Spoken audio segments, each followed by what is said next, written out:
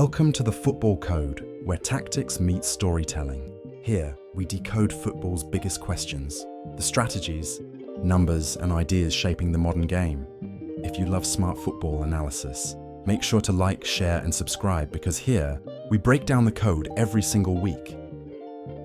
For weeks now, Manchester United fans have been daring to believe again. Under Rúben Amorim, results have turned, performances have improved, and Old Trafford finally has a bit of buzz.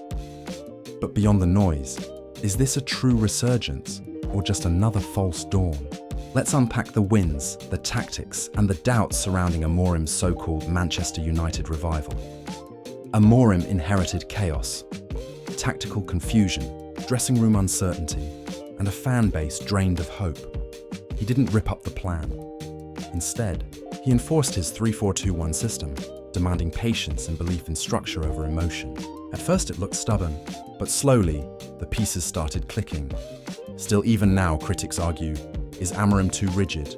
Does his system hide the same old problems under a new shape? The turnaround began quietly, at home against Sunderland. Under pressure, Amorim made brave calls, giving Senna Lamens his debut in goal. United looked calm, structured, and finally purposeful.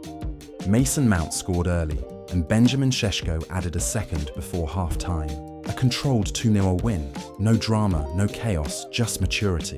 Amorim called it an adult performance, but skeptics wondered, it's Sunderland. Should we really be celebrating stability at this stage? Then came Chelsea. A big club, a bigger spotlight. When Chelsea's goalkeeper Robert Sanchez was sent off 5 minutes in, United took advantage. Bruno Fernandes struck first. Casemiro headed a second. But Casemiro's red card just before half-time turned the game. Suddenly, United were under siege. Still, they clung on for a 2-1 win. Gritty, ugly. But symbolic rival fans were quick to downplay it. 10-men Chelsea at Old Trafford. Fair. But this was the first time Amorim's United showed fight when things got messy.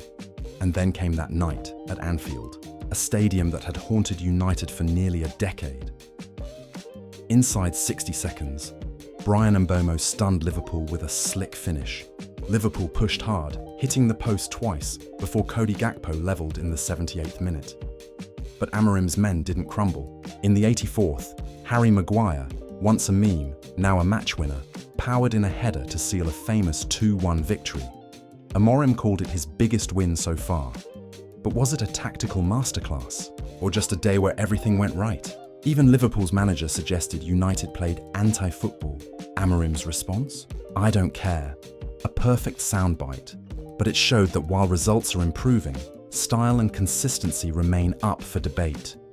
Next up, Brighton, a team that had embarrassed United before. This time, Amorim's system looked sharp and confident.